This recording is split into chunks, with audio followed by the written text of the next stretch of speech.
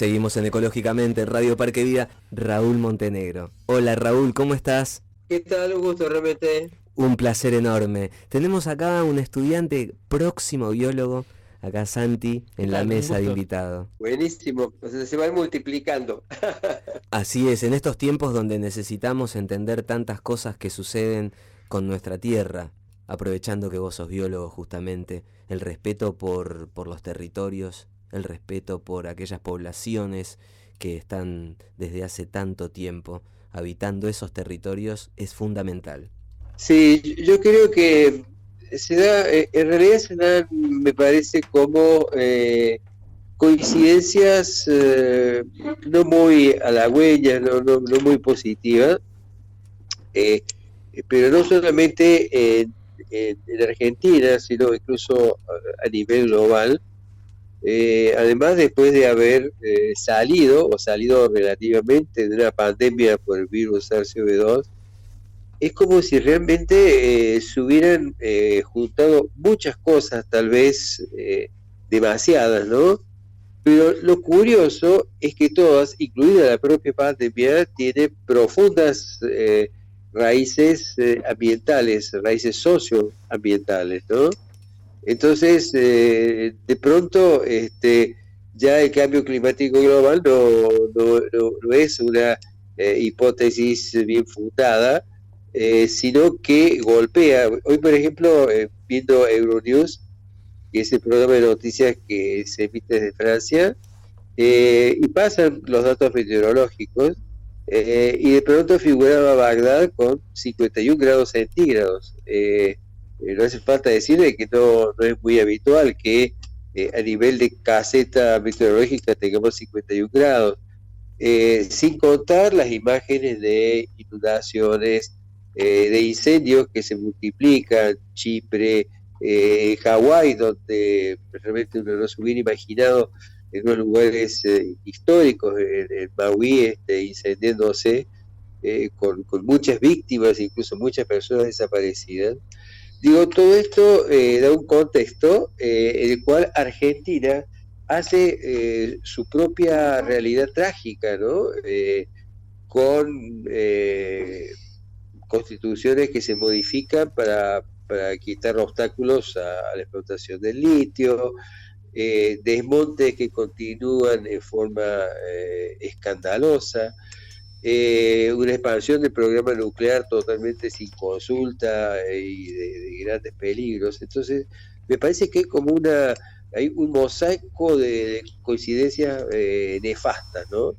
En donde realmente hay que tener muchísima calma para ver cómo enfrentamos a todas estas cosas juntas, las de adentro y las de afuera, ¿no? Y estamos en un contexto justamente, nosotros repetimos y a veces decimos con Marcela, la productora del programa, tanto que lo repetimos, pero esos mensajes todo el tiempo a nivel global, contradictorios, de ese intento de mitigación contra el cambio climático, de que estamos en un mundo que necesita ser un mundo verde, y es como nos mencionabas vos, Raúl, después tenés un montón de actividades en el mundo que justamente hacen todo lo contrario. Sí, sí, incluso lo que acabas de decir, veamos por ejemplo el caso de Argentina. En Argentina hay muchísimos organismos públicos que se llaman o tienen su nombre las palabras ambiente y cambio climático. Y en el mismo lugar donde esto se reivindica, continúa por ejemplo el desmonte. Nos queda a nivel país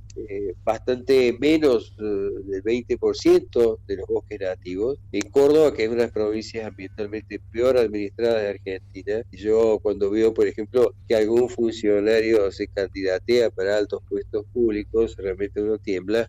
Nos queda menos del 5% de bosque nativo cerrado, ¿no? Entonces, cuando se ven estas realidades, incluso que con una sociedad que vive la mayor parte de las ciudades y a veces no logra percibir lo que sucede, salvo el caso del cambio climático, que obviamente con un exceso de lluvia, sequía o temperatura, termina estallándole en la cara a cada persona. Pero me parece que realmente lo que está pasando es que, primero, muchas cosas que se había previsto que iban a suceder, están sucediendo con mucha mayor rapidez y mayor intensidad, y sobre todo con una sociedad en donde, fíjate vos que lo que está sucediendo en Argentina, ¿no? O en este mosaico de países, pero donde uno le toca vivir acá, y ve que realmente no es un tema que interese. A lo sumo compran tachos de pintura verde para pintar de verde algo, pero no para hacer cambios de fondo, ¿no? Absolutamente, absolutamente. Son como cambios de maquillaje, es un cambio de cara, pero en el fondo los sectores de poder siempre se rehúsan a hacer el cambio fundamental porque implicaría un desbalance de los poderes como ya están. Es terrible, sí. Es que yo creo que vos has dado para mí es un elemento clave. En sociedades como las nuestras, el poder económico, tanto del sector privado como los poderes del sector público, con gran simpatía por los poderes privados, llegan a tener un poder tan grande que se aplica lo que nosotros llamamos el principio del poder concentrado, o sea, la probabilidad que el poder concentrado tome malas decisiones es altísima. Quiero aclarar esto: malas decisiones en términos socioambientales. De pronto, en términos económicos financieros, los ricos y los más ricos terminan siendo infinitamente más ricos, pero lo real es que a nivel de funcionamiento del país, como conjunto de ecosistemas que dan los servicios ecosistémicos que se necesitan para poder sobrevivir, está claro que la balanza está totalmente desbalanceada. O sea, los sectores más poderosos juegan para sus propios intereses, importándoles absolutamente poco y nada lo que puede pasar con los ecosistemas. Y yo te decía que un ejemplo es el caso del petróleo, en donde muchos organismos con el nombre de ambiente y con el nombre de mitigación cambio climático global, y sin embargo, al mismo tiempo, se está incentivando todos los yacimientos que han surgido de los quirógenos, ¿no? O sea, todos esos grandes depósitos de materia orgánica del pasado, que terminan siendo depósitos de petróleo, depósitos de gas. Entonces, en el mismo momento en que se cacarea toda esta pintura verde de cambio climático global, se incentiva al máximo todo lo que es la explotación, por ejemplo, en Vaca Muerta, y toda esta, casi te diría yo, furia por perforar zonas ya del Océano Atlántico frente, por ejemplo, a las costas de Mar del Plata. Entonces, es como una coexistencia de una pintura verde ambiental, como decías vos, de distintos maquillajes, pero con una realidad que no tiene nada de maquillaje y que es dramáticamente profunda, como por ejemplo el caso nuclear.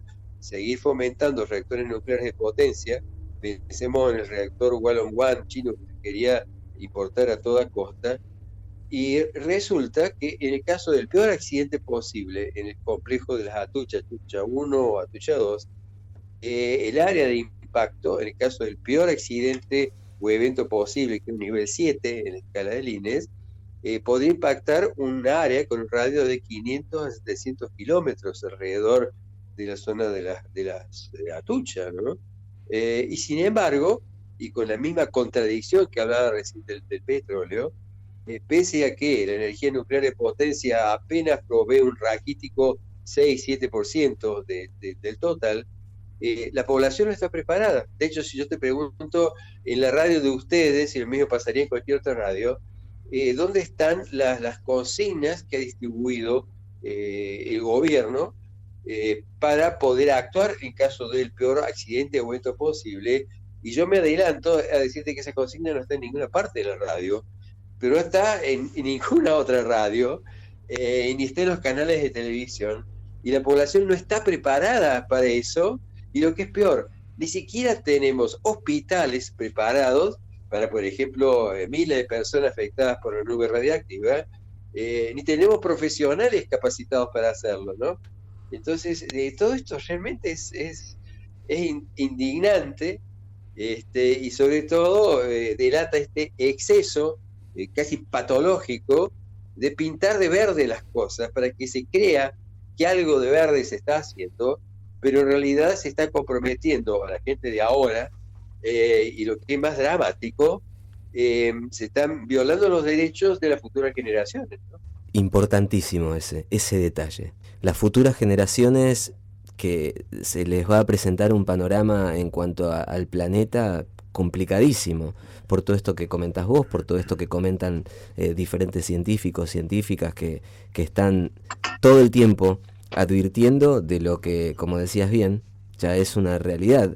Y en cuanto a esa realidad, te pregunto, Raúl, ¿hay alguna manera en el caso que hubiera, vamos a suponer las mejores de las situaciones, que hubiera una voluntad real, sincera, de mitigar? ¿Hay una posibilidad científicamente como para decir, si frenamos las actividades ahora, ¿se podría cambiar algo? Pues vos usando una palabra clave, mitigar.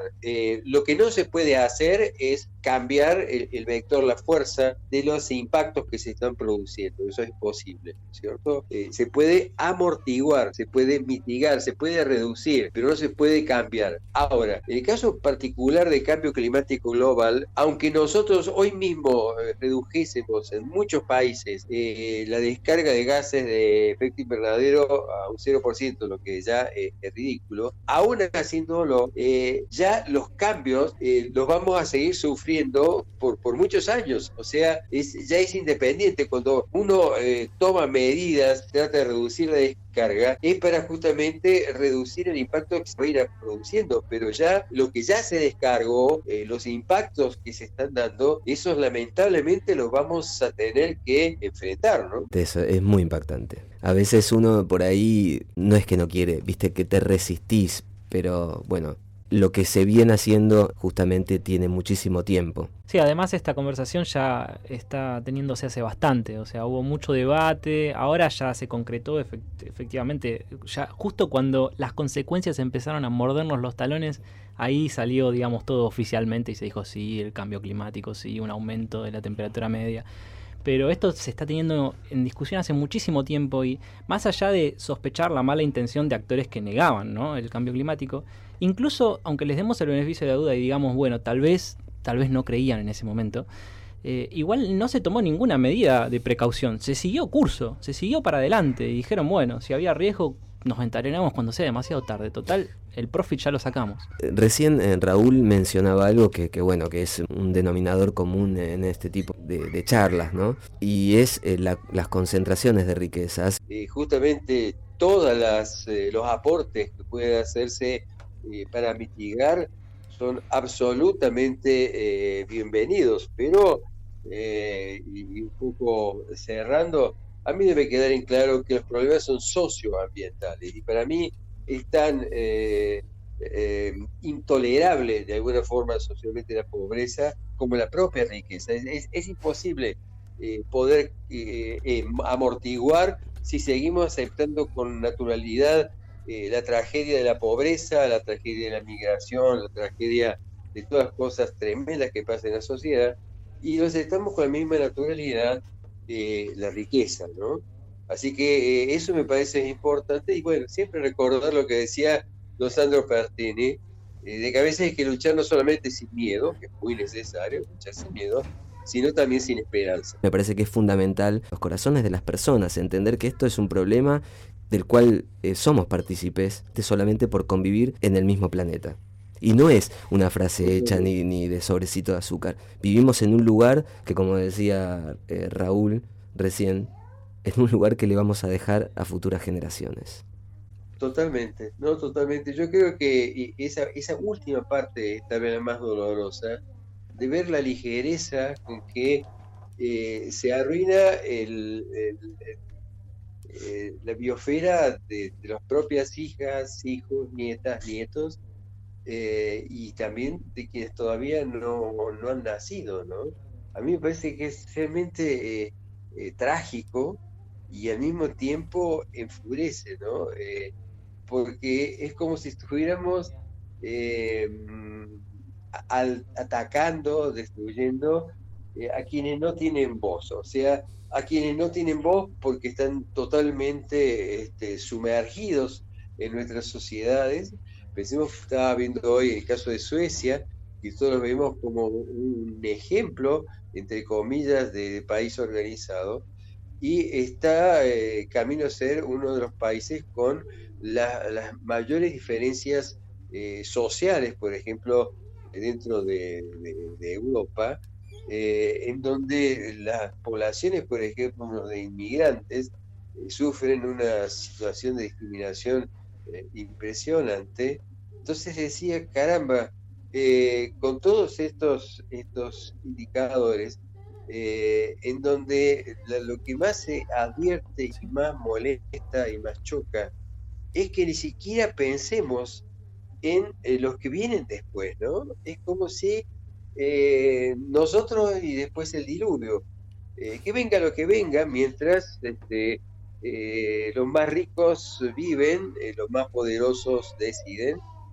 Total, lo que viene después es como si no fuera problema de sus propias familias o de la propia sociedad, ¿no? Y a mí me parece que eso es algo muy atroz, de que se prefiera seguir consumiendo en una forma totalmente desconsiderada y absurda, sabiendo que eso que se hace termina rompiéndole la vida a una cantidad de gente hoy y también en los años por venir, ¿no? Es alguna, a mí me parece que ese egoísmo generacional es una característica trágica que se ve hoy en día, Sí, y lo vemos, basta ver un diario o un noticiero, ¿no? sí, tremendo. Y no solamente es ese egoísmo generacional, sino también conectando con lo que decías de quienes no tienen voz.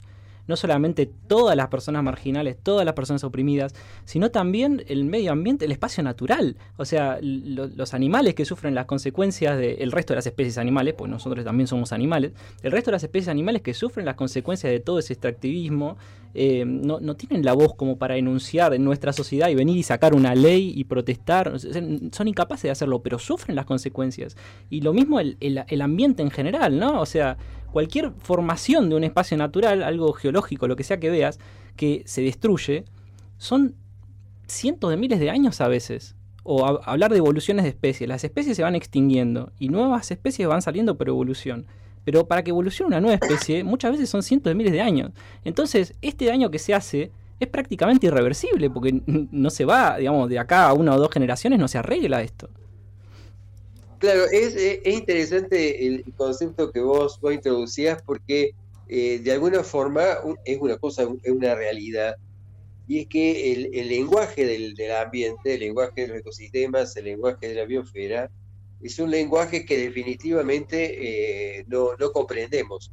O sea, somos una especie que hace 150.000 años, y sobre todo en los últimos 15, 20.000 años, ha acelerado la simplificación de la biosfera. O sea, no hemos entendido que la única forma de poder seguir viviendo en la biosfera, en la superficie de nuestro planeta, es justamente conviviendo con la alta biodiversidad. Entonces, mal podemos escuchar voces cuando ese idioma no lo tenemos, a punto tal que si ustedes quieren ver hasta qué punto es absurdo lo que pasa, basta ver cuáles son los mapas de biodiversidad que tiene hecha la Argentina, y no lo van a encontrar. Van a encontrar la ley de bosques, van a encontrar formaciones vegetales que han servido para hacer esa ley, pero por ejemplo, la biodiversidad, entendamos por biodiversidad de los virus, bacterias, hongos, hasta los organismos más grandes, plantas verdes, vertebrados, no tenemos mapas de biodiversidad, no entendemos la biodiversidad, pero además de no entenderla, tampoco la hemos medido ni nos interesa medirla. Claro. El cambio climático de una forma simple, pero simple en cuanto a las variables que están en juego. Al fin y al cabo uno ve un día hace más temperatura de la habitual, pero la biodiversidad no está integrada, o sea, no hay hay una especie de analfabetismo gubernamental y social, en los cuales no entendemos que no se trata solamente de reducir la descarga de gases de efecto invernadero. Si nosotros al mismo tiempo no frenamos la reducción de la biodiversidad, si no frenamos esa bajante, estamos en problemas muy, muy serios, porque curiosamente la biodiversidad y los ambientes de alta biodiversidad que son afectados por el cambio climático son también nuestro mejor aliado para sobrevivir con ese cambio que está dándose en el clima de numerosas regiones de la biosfera, ¿no? Entonces, me parece que esto es una componente complicada, porque no lo entendemos, o sea, no forma parte de la vida cotidiana. Si hay 51 grados en Bagdad, sí, uno se imagina lo insoportable que es una temperatura, pero el tema de la biodiversidad y de los servicios ecosistémicos, fabricar suelo, fabricar agua, fabricar estabilidad ambiental, no puede haber eso si no hay también protección de la biodiversidad.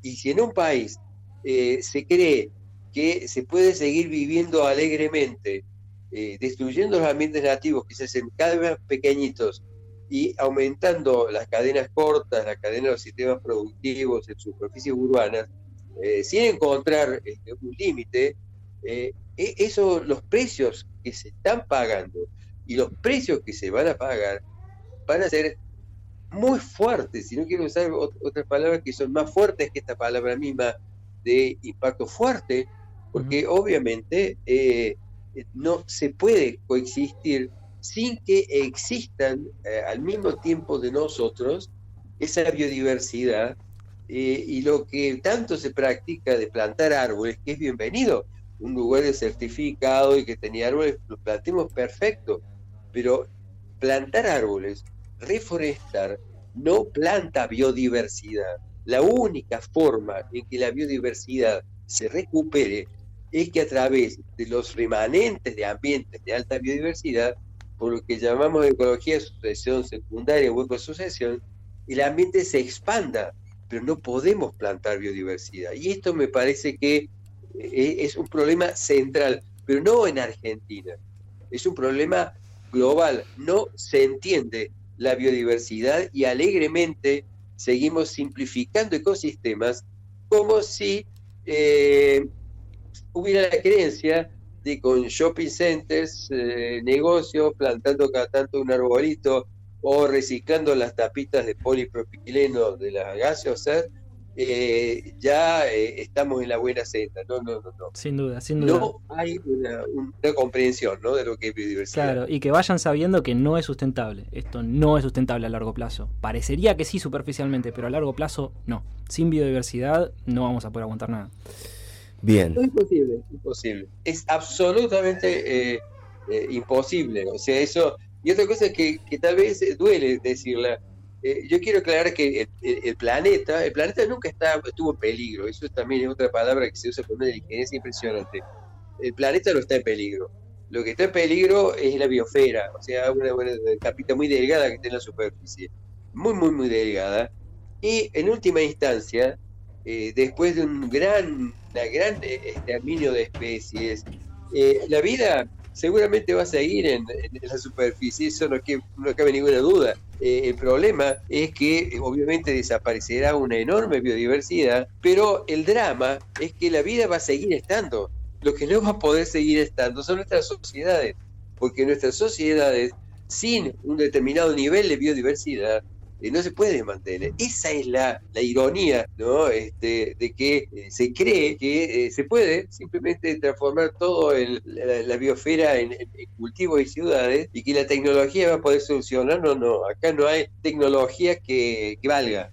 Si no aprendemos a coexistir con la biodiversidad, lo que estamos viendo, el cambio climático global, es apenas un juego de niños muy, muy pequeñito al lado de los escenarios que se pueden crear y consolidar. Raúl, muchísimas gracias, te agradecemos enormemente y seguramente después Marcela se contactará contigo para comunicarnos.